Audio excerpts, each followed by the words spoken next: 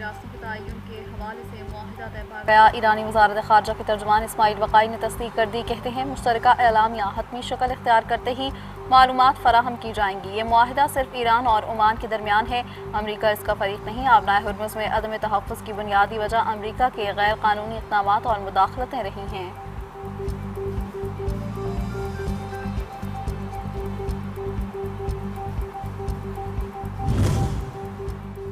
آزاد کشمیر کے عوام نے مشکل حالات میں اپنی ترقی کا فیصلہ کیا۔ الیکشن میں کامیابی کے بعد ہمارا اصل امتحان شروع ہوا ہے۔ وزیر اعلیٰ پنجاب مریم نواز کا پارٹی اجلاس سے خطاب، کہا آزاد کشمیر کے عوام نے انتشار اور تشدد کی سیاست کو مسترد کر دیا۔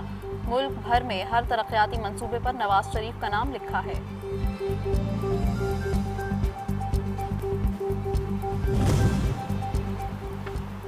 آبنائے ہرمز کھولنے یا بند کرنے کا اختیار صرف ایران کے پاس ہے۔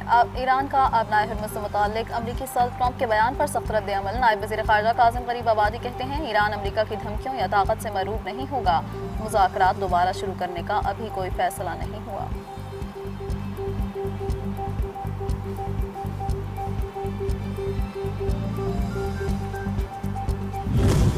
ایران کے خلاف جنگ میں اب امریکہ کی ترجیح جوہری پروگرام کے بجائے امریکیوں کے لیے سستا تیل بن چکی۔ نائب صدر جے ڈی وینس نے کہا کہ ایران کو جوہری ہتھیار حاصل کرنے سے روکنا اب آبنائے ہرمز کے راستے تیل کی بلا تعطل بحالی کے مقابلے میں پس منظر میں چلا گیا۔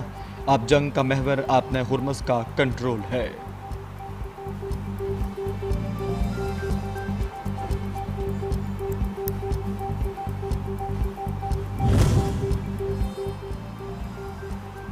ایرانی قوم نے ایک دن بھی میدان خالی نہیں چھوڑا۔ پاسداران کے commander in chief Ahmad Wahidi کہتے ہیں ایرانی مسلح افواج نے تاریخ کی سب سے زیادہ مسلح فوج کو گھٹنے ٹیکنے پر مجبور کیا۔ ایرانی پاسداران، فوج، پولیس، بسیج، قبائلی رضاکاروں اور دیگر سیکیورٹی اہلکاروں نے انتہائی مشکل حالات میں اپنی ذمہ داریاں انجام دیں۔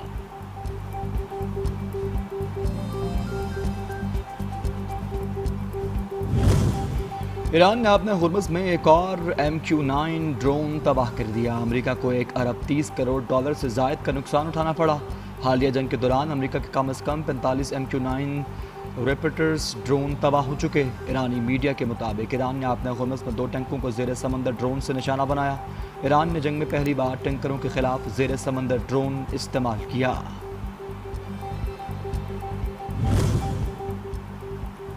ایران کے بندر عباس ایئرپورٹ سے پروازیں بحال۔ ایرانی میڈیا کے مطابق آئندہ دنوں میں اس ہوائی اڈے سے تہران، مشہد اور اصفہان کے لیے پروازیں چلائی جائیں گی۔ بندر عباس ہوائی اڈے کو امریکی فوج نے فضائی بمباری کر کے نقصان پہنچایا تھا۔ ایران کے خلاف طویل جنگ اور مسلسل تعیناتی سے عاجز امریکی فوجی اہلکاروں کی سن لی گئی۔ عالمی سطح پر آوازیں بلند ہونے بعد امریکی بحریہ کے طیارہ بردار جہاز USS ابراہم لنکن کو واپس بلانے کا فیصلہ۔ 9 ماہ کی تعیناتی کے دوران جہاز پر خوراک، گرم پانی، نکاسی اور صفائی کے مسائل کا بھی سامنا رہا۔ اب ابراہم لنکن کی جگہ USS جارج واشنگٹن لے گا، جو سمندری راستے میں محو سفر ہے۔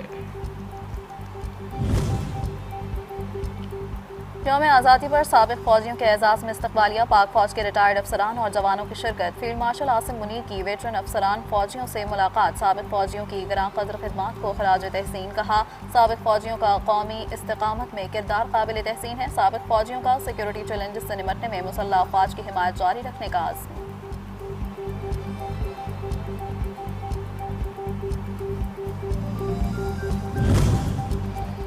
IPS جرنل کی پاکستان کے امریکہ ایران کشیدگی دور کرنے کی کاوشوں کی تائید۔ پاکستان کو واشنگٹن تہران رابطہ برقرار رکھنے والا مؤثر سفارتی کردار قرار دیا۔ اسلام آباد میمورنڈم خطے کو وسیع جنگ سے بچانے کے لیے واحد قابل عمل سفارتی فریم ورک ہے۔ پاکستان نے امریکہ اور ایران کے درمیان اعلیٰ سطح مذاکرات کی راہ ہموار کر کے اہم سفارتی کامیابی حاصل کی۔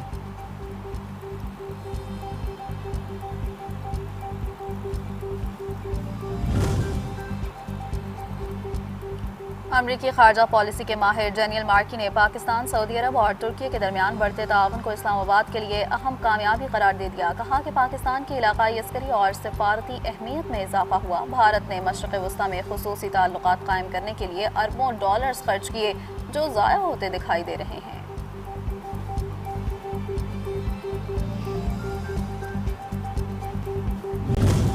वज़ीर-ए-आज़म शहबाज शरीफ से चेयरमैन NDMA की मुलाकात। वज़ीर-ए-आज़म के सैलाब मुतासरा इलाकों में हर मुमकिन इमदाद और रिलीफ फराहमी के लिए तमाम दस्तियाब वसाइल बरोए-कार लाने की हिदायत।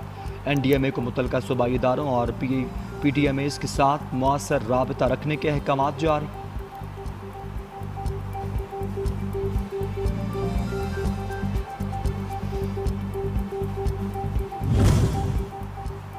इस्लामाबाद के 27 थानों को 14 साल बाद 30 नई गाड़ियों की फराहमी। हज़ारों की तादाद में नई भर्तियों का ऐलान। वफाकी वज़ीर दाखिला मोहसिन नकवी और वज़ीर मुमलिकत तलाल चौधरी ने नई गाड़ियों की चाबियां इस्लामाबाद पुलिस के हवाले कर दी।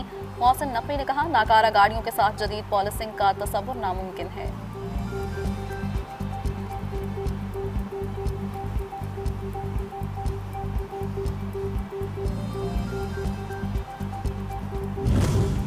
मुल्क में एक मखसूस तबका तमाम मराद हासिल कर रहा। अमीर जमात इस्लामी हाफिज नईम रहमान ने कहा कि तनख्वाहदा तबके से टैक्सेस लेकर मखसूस तबके को सहूलत दी जाती है। IPPs मालिकान से टैक्सेस मौसूल नहीं किया जाता। पेट्रोल डीजल महंगा होने से मुल्क में हर चीज़ महंगी हो जाती है। महंगाई मुतवसत और गरीब तबके को सबसे ज़्यादा मुतासर करती है।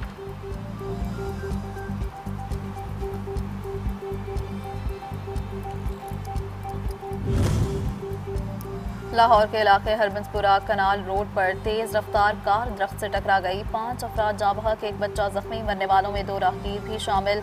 हादसा तेज रफ्तारी के बायस पेश आया। गाड़ी बेकाबू होकर फुटपाथ पर चलते राहगीरों पर चढ़ दौड़ी।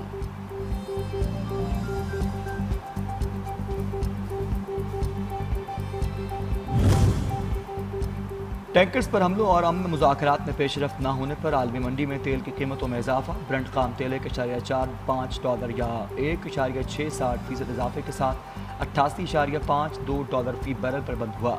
अमरीकी वेस्ट टेक्सास इंटरमीडिएट खाम तेल की कीमत $1.15 बढ़कर $82.40 फी बैरल हो चुकी।